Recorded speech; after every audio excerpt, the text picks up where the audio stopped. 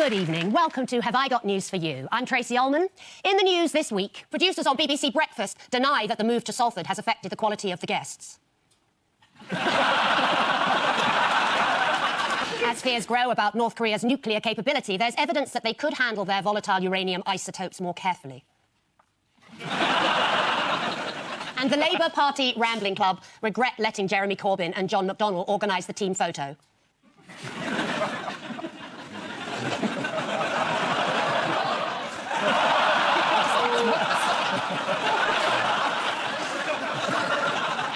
On Ian's team tonight is a BBC newsreader and journalist who says the skill he'd most like to have is to be able to plaster a large wall. And if he can acquire that skill, Donald Trump's got just the job for him. Please welcome Clive Myrie.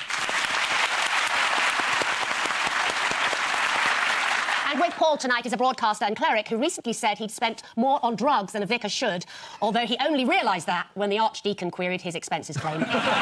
Please welcome the Reverend Richard Coles. And we start with the bigger stories of the week. Ian and Clive, take a look at this. Mr. Whittingdale? Be very careful. Oh. There's someone taking something off. Modern newspapers. And it says, shock horror. He's flabbergasted, that man. He's in shock. Well, this is the story that nobody wanted to run, about John Whittingdale, who's the Secretary of State for Culture, Media, Sport. Minister of Fun. Minister of Fun. I sense you're treading carefully here. 4 newspapers had the story about a Tory MP and a prostitute who works in a dungeon. And we've had the hysterical sight this week of lots of tabloid editors saying, yeah, we're not interested in this story. It's not the sort of story we run, Tory MP, prostitute, she's a dominatrix. It's of no interest to us. There was a really quick spark between the two of them when they met, apparently. They met on Match.com. Yeah. Oh, God. I work for the BBC, what can I say? Yeah. This is indeed you can the news. say very little about this story. So how did the story come into the public consciousness, then?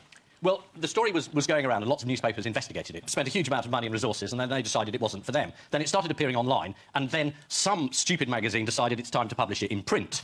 We suggested that perhaps the public might like to know why the story wasn't appearing. And we suggested that the reason the story wasn't appearing is this is the man in charge of newspapers.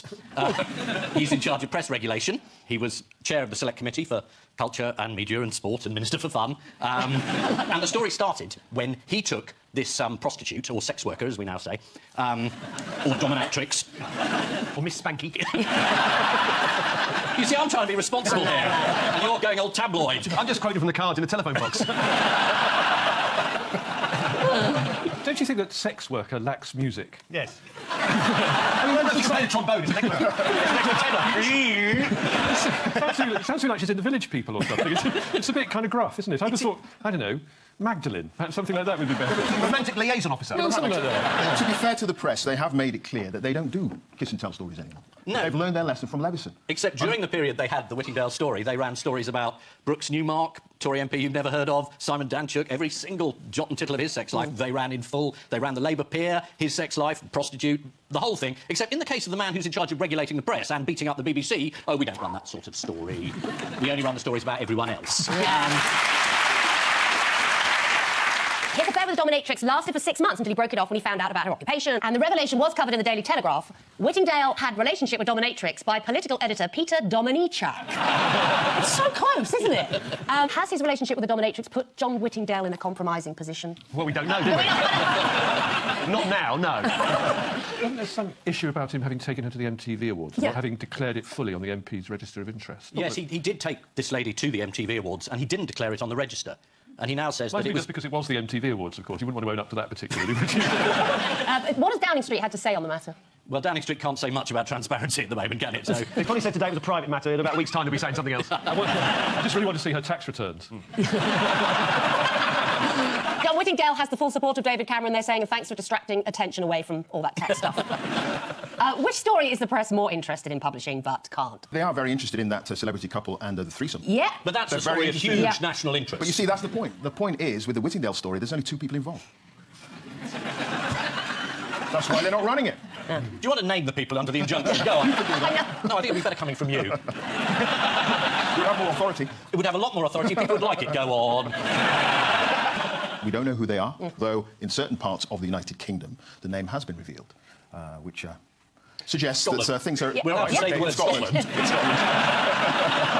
Right, their names have been published in America, in Canada, by a newspaper in Scotland, and by a political blogger in Ireland. So one of the people involved in the scandal who's trying to sell his story, he was furious that he wasn't allowed to talk about it, saying... But I mean, it would be interesting to find out, because obviously we're not going to say anything about it, but it'd be interesting to ask the audience if they know. Not to say out loud, but just put your hand up if you know who we're talking about. Whoa! That's virtually everybody. So. It's Ryan Giggs. What potentially would be the punishment for breaking this injunction at this point? Well, I think you'd be guilty of contempt of court. Right. And you'd be breaking an injunction, and that's a pretty serious charge. You go to jail. So those of us who've been guilty of it before are pretty damn wary. Very well. You know this subject very well. We'll get this story eventually, and everyone will go, oh, is it them? Oh, I thought they might be doing that. I did. Well, as you said, Are we thinking of the same people? how is the House of Commons Speaker John Bercow involved? Last time there were super injunctions and injunctions with famous people, members of the House of Parliament got round it by just shouting out the names in the middle of debates. So you were having a debate about, I don't know, International Women's Day or fiscal attitudes to the United States, and you'd shout, Ryan Giggs! And everyone thought it was very funny, and it was privileged. But this time he said, everyone's going to behave, I'm not going to have people being silly and just shouting out the names of the celebrities. So he's, as ever, rather ruined the fun. The Archbishop of Canterbury. Friend of yours? Well, yes. Yes. You can hardly say he was your arch enemy, could you? Not really. Had his own bit of a scandal this week, didn't he, Richard? When it was revealed his father wasn't who he thought he was. Not really a scandal, but it did raise an interesting technicality because up until 1950, if you were, to use a rather unnuanced word, a bastard, meaning someone born illegitimately, you couldn't be ordained. Thus, you couldn't have been the Archbishop of Canterbury. Of course, he's not the first bishop to have been thought a bastard by his clergy, but I couldn't possibly say any more about that. But this was a story which the Daily Telegraph, having lectured everyone else about sleaziness, went in full steam ahead. Yeah, Archbishop's mum, bit of a slapper. Let's get the details. She was pissed all the time, apparently. Well, we know the stories about the Archbishop and the actress. We've heard them over the years. They were based on fact.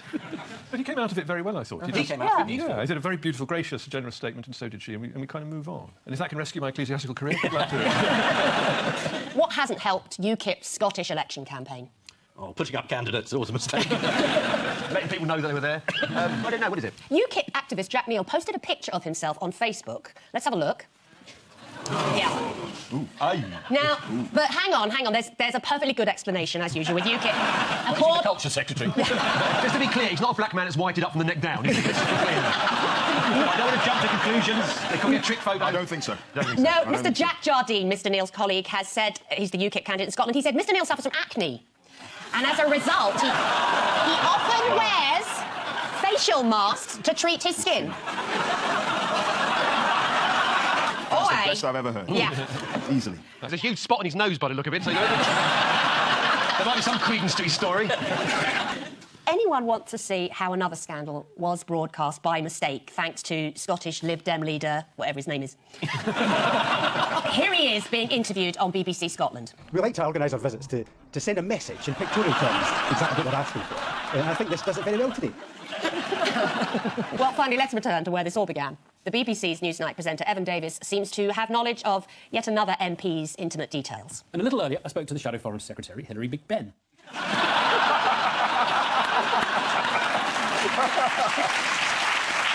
Go print that. Yeah. You're laughing. Have you ever made a slip like that, Clive? I have. You have? What have you said? I can't tell you. You can't... I knew this. Hold on. Let's have a look at you in action on the BBC News channel last December. It's after the watershed. You cannot be a dickhead and win the sports personality. Thank you, Clive. What were you talking about? Yeah, who was it? I was talking about the boxer Tyson Fury. That's right. And I was not referring to him specifically out of my own mouth as a... No, she'd come and hit you. Tête de bum. It's French for dickhead. Tête de bum. I was saying that there may be people out there who had signed a petition on that particular day who felt that his comments concerning homosexuals and women and so on and so forth warranted the label tête de bum. So I didn't actually call him. Oh, yes, you did. Come on, Clive. We all know he's a dickhead. He is. Don't worry about it. But the thing is, I'll call him after a all this dickhead. blew up, my brother-in-law, he says to me, Yeah. Clive, if you actually fought him in the ring, he'd beat you. As if that's a revelation to me. I mean, the guy eats raw eggs, he runs 300 miles a day, and he's the boxing champion of the world. I read out aloud for a living. Hello, here's the news. Wouldn't work. This is the sensational news story about the government minister having sex with a woman who turned out to be a prostitute. Whilst it's true that Culture Secretary John Whittingdale did go out with a dominatrix, we should make it clear that he did absolutely nothing wrong apart from when he'd been a very, very bad boy. The story was finally revealed on Newsnight because the BBC prides itself on exposing sleaze, unless, of course, that sleaze happened in Television Centre in the 70s. Ouch. After the tabloids published the story, Labour complained that John Whittingdale has had the sword of Damocles hanging over him. Some people would have paid 50 quid extra for that. Hacked Off has been accused of hypocrisy for suggesting that one rule should apply to the likes of Hugh Grant and another to John Whittingdale. I'm not sure whose side I'm on, but I will say this for Hugh Grant. At least he knows a prostitute when he sees one. Oh,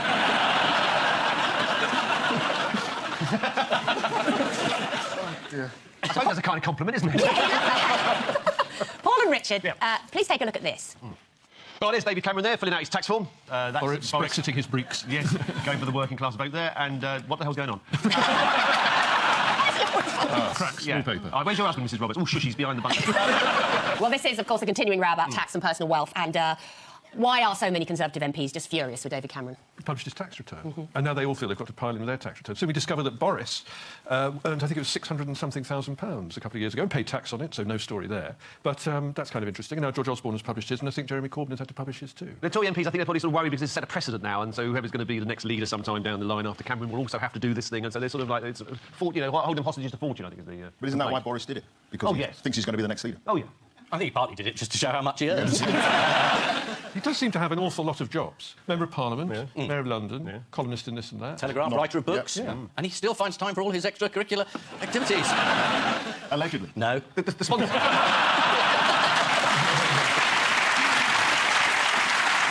But George Osborne, he earned, what, close to £200,000, I think, and yet he only got £3 in interest from his bank. Really? Apparently.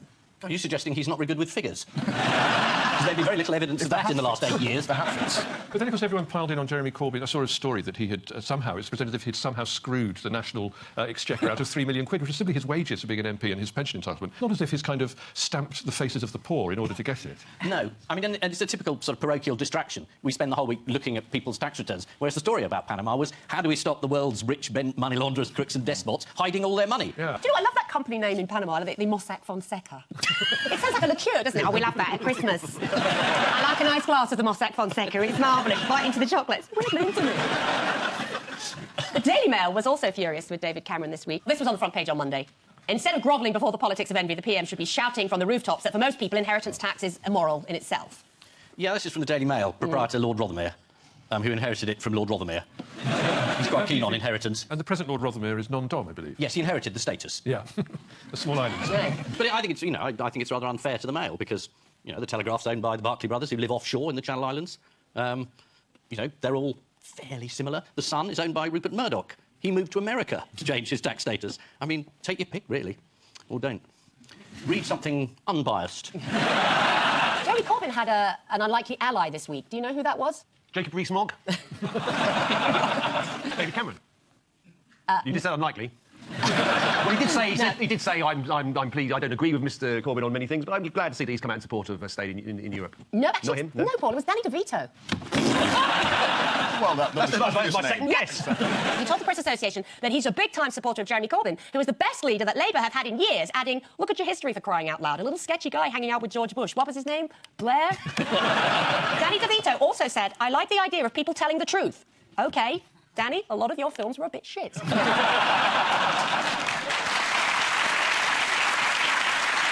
There was a furious clash at Prime Minister's Question Time. Did you see that? Yeah. Where Corbyn made a joke. It was quite good. Don't laugh.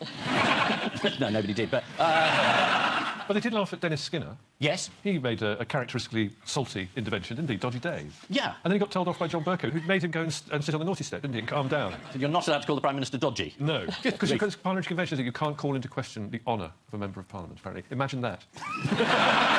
We're not allowed to show the workings of British parliamentary democracy on this show, so here's an artist's impression of that moment. Gosh, I feel I'm there. No. Who are the couple at the door waiting to get married? It's Mr. Whittingdale and his friend from Village. A very good one if the phone went, and it's the whip's office, you or me.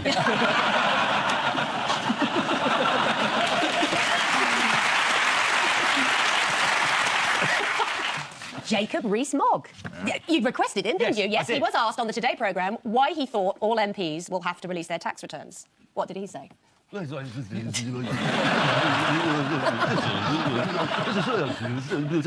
translate that, he said yes. Yeah. He said he thought all MPs should publish Yeah. their tax returns. Yeah. Because the public would demand it. Yeah. After the expenses scandal. He said Caesar's wife must be above suspicion. I like the reference. Yeah. Good old Mog. What's Sir Alan Duncan been saying about it all? Oh, yes, he was talking about the suggestion that if you have to publish your tax return if you're an ordinary MP, then that will mean the lower orders entering Parliament. Yeah, he said there'll be no more high achievers. No more high achievers. Brackets like himself. Yeah. And no, it's the thought that Alan Duncan thinks he's a high achiever. He did indeed say this place would become stuffed full of low achievers who hate enterprise and know absolutely nothing about the real world. Well, in the real world where Alan apparently lives, he gets paid £615 per hour to advise an Emirates oil company. We've all done that. Well, his first achievement in politics was to buy a council house under someone else's name, under the scheme where you could get them cheap. And he had to resign when that was revealed. I mean, his whole career has been one of high achievement, if you consider achievement shaming the House of Commons. What's the French for dickhead again? Yeah, we know that. Who wants to see the BBC's Norman Smith trying to make the EU referendum accessible? Yes, definitely. Yes, you would like Let's to. do it. Brexit campaigners say he's just trying to scare the pants off us. So, what is the ghostly vision that Mr. Cameron is trying to conjure up? Well, first off, jobs. They suggesting he's in the Ku Klux Klan. What the hell is that? Well, this is the news that David Cameron has voluntarily been forced into publishing a summary of his tax return. Amongst other things, the documents reveal that David Cameron received £200,000 from his mother. To be fair, that was for his birthday and Christmas. So at the end of that round, 2 points each.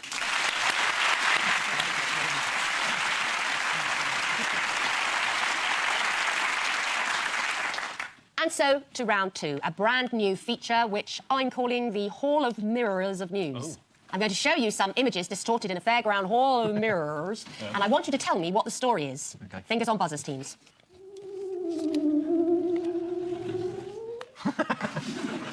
Well, you needn't bother distorting that. We've got no idea. I mean, it's puzzling as it is. Is it the Scandi version of the Adele single?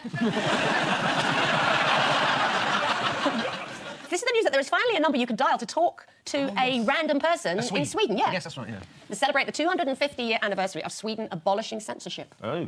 You should ring up and say, who's the celebrity couple? Let's do that right now. You shouldn't ask them, according to The Guardian, things about IKEA and ABBA. They really are sick of that. And you know what they're really sick of? What they think about the chef in The Muppets. Had it with that. Had it with that. Tell you what, the founder of IKEA, it was his 90th Yeah. birthday a couple of weeks ago. How would you know that? Well, I know this because he's a rather fascinating person. He's terribly thrifty, and he's seen... he goes to harvesters, I can't say that kind of... He goes to kind of cheap restaurants, and then he pinches... This is...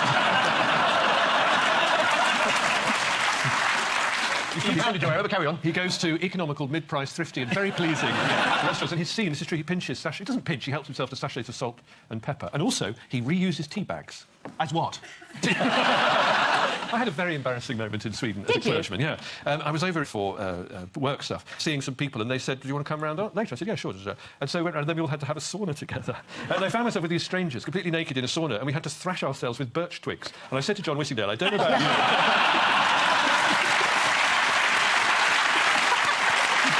I have a vision of you entirely naked, but with a dog collar. Standards must be maintained. Yeah. This is the phone line that gives you the opportunity to phone any Swedish person at random and have a chat. Swedish student Wilma told The Guardian, I'm available to chat to strangers anytime, and if requested, my sister's happy to join in as well. One caller was quick to react.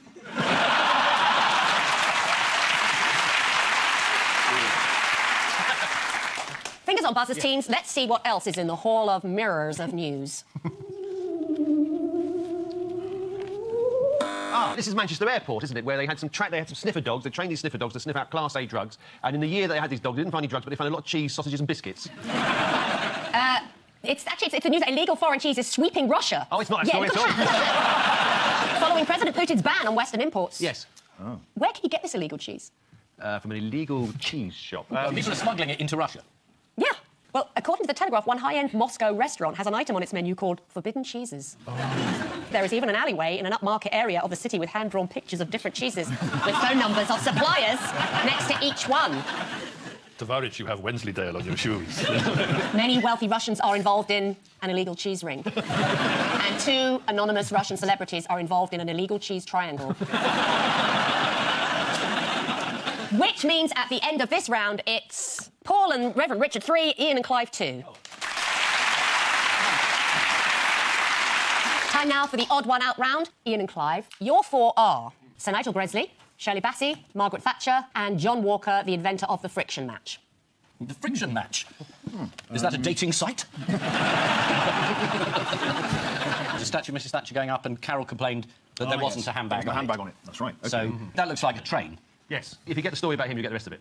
OK, tell us what's going on. Yeah. Nigel Gresley, he designed a mallard, and they were going to put a statue up to him, and somebody thought, the designer of the statue, it'd be nice to have a duck, a mallard, sitting by next to him. And people said, this is insulting, we can't have a duck. And people said, no, we're going to have a duck. I said, no, we're not going to have a duck. So it's about what's been placed or taken away. So it must be sort of like Margaret Thatcher's handbag you mentioned. So duck for him. Duck for him. Is there a frictionless match next to the statue of John Walker? Well, you're right. All the statues have something missing, except for John Walker, whose statue is of someone else altogether. Oh. Yeah. Here's the statue. It's John Walker, an actor who looked pretty much like John Walker, the match inventor. So they just commissioned the wrong one? The council had tried to make amends. In 2001, they put this up at a roundabout. That's better, isn't it? And Sir Nigel Gresley, you were indeed right. Paul was very fond of waterfowl and named the trains he designed after them. The original statue was like this. But after complaints from Gresley's fans, the duck was eliminated. This has caused seismic tremors in the Gresley Society Trust. According to BBC News, there have been several resignations. The former vice chairman, a council member and press officer all resigned, leaving no one. It does give the possibility that there could be a sleeper train called the Shag, doesn't it, if he'd followed through? Are you sure you're cut out to be a figure? You seem to be fighting something. It's just what the Bishop said to me in the last email. But there you go. It's you, because you trigger in me a Jimmy Somerville reaction. And it brings out the sweary, preordained Richard Cole. I can't help it. Oh, I feel I'm there to be put behind you. Not in that way, I was really... Jimmy was never behind anyone. And the 10-foot Margaret Thatcher statue was commissioned with £300,000 raised by an appeal, and it was to stand in Parliament Square. Well, there's a challenge for the anarchists. And Carol Thatcher doesn't like it. She's apparently upset that there is no handbag. They should put a handbag with duck in it. Keep everybody happy. And Shirley Bassey has been immortalised as Boadicea in a 20-foot-high gold-coloured statue in front of Carnarvon Castle in Wales. But there's a hole where the heart should be. Why? Is it to do with her offshore status living in Monaco? Is it a hole where her tax should be? According to the sculptor, do you want to know what the Mark Rees, the local sculptor, said? Dame Shirley has no heart because art is the heart of any community. Oh. That doesn't make any sense at In all. in other statue news, what's this dead Greek woman holding? Yes, it looks like a laptop. Yeah, she's just updating her status. Dead Greek. According to the Mail, it's a 1st century BC grave marker from Delos in Greece showing a typical funeral scene from antiquity with a deceased woman and her attendant. But some people think that the dead woman is holding a laptop. That's the laptop. All their statues have been criticised for missing something except John Walker, the inventor of the friction match, whose statue is of someone else altogether. The 20-foot-high statue of Shirley Bassey has been erected outside Carnarvon Castle. Packed with body filler and sanded to a smooth finish, Shirley Bassey was guest of honour at the unveiling. Paul and Richard here are yours. The village of Salisbury. Yes. Some needles. Tracy Emin. And Paul Merton. Tracy Emin recently married a rock, didn't she? So is that the sort of part, that's a sort of clue into it? Yes. Have I married a rock? Yes, something to do with Tracy Emin. Needles, those needles, is it referring to a needle in the haystack or anything like that, or nothing to do with that? Well, I think I have to give it to you. They all share a name with a stone, except Tracy Emin, who married one. They all share a name with a stone? Yes. Oh, right. Tracy Emin found a ring, which she put on her wedding ring finger, and because of an old superstition about not wearing a wedding ring unless you were married, she married a stone in her garden. Yeah. Oh, like Jerry Hall. The Salisbury stone in the village of Salisbury Bucks was in the news recently. It's right in the middle of the high street, and according to the local council, it's a traffic hazard, despite the fact that until a few weeks ago, no one had driven into it for 11,000 years. According to the Mail, a motorist had just demanded £1,800 compensation after crashing into the rock during a 3-point turn. What speed was the rock doing at the time when he hit it?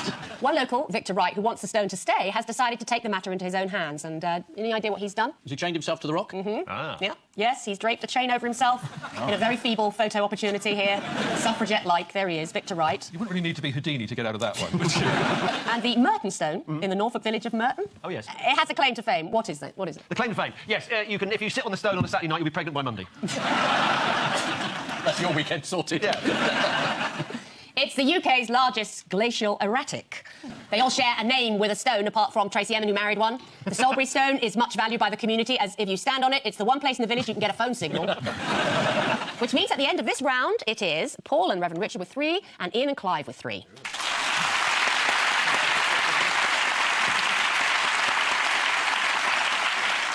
Time now for the Missing Words round, which this week features as its guest publication Plumbing, Heating and Air Movement News. It comes out on Friday, but they can't say exactly when.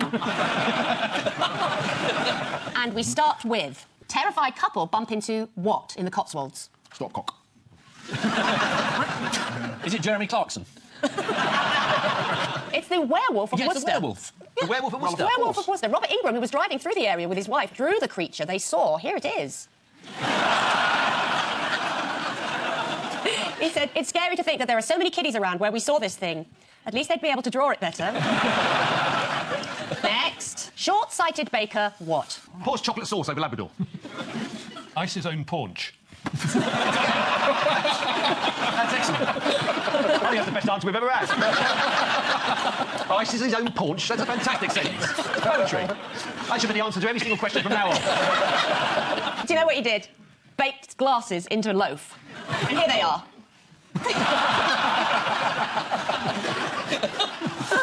Next. Thanks to what, it's a good time to be in bathrooms. The return of the colour avocado. Yes. Norovirus. Smart showers, remote lighting and Bluetooth integrated speakers. Actually, yeah. Because it is a report in Plumbing, Heating and Air Movement News that says all customers are spending more time in the bathroom. Well, it's not integrated speakers they need, it's more fibre.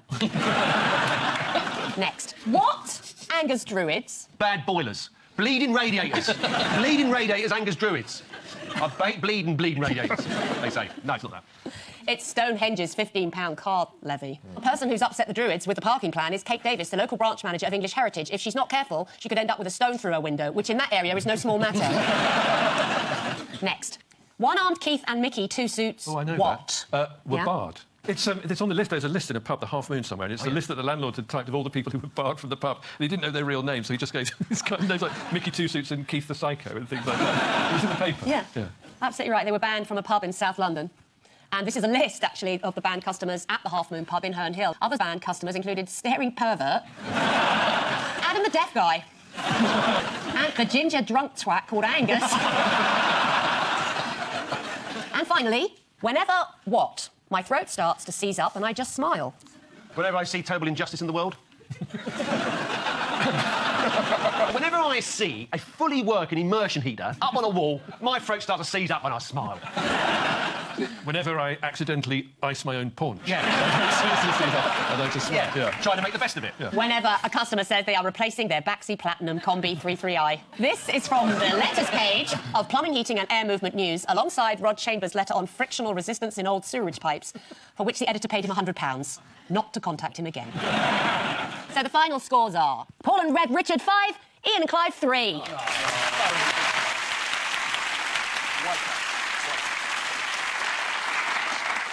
But before we go, there's just time for the caption competition. Giant head lice outbreak in schools. Knit nurse fired. The photographer asks, can you move sideways?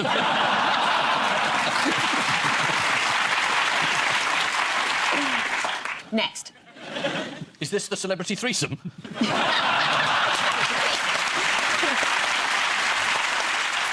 And I leave you with news that on her arrival in Brussels, Angela Merkel is assured by the Belgian Prime Minister that there's nothing to worry about.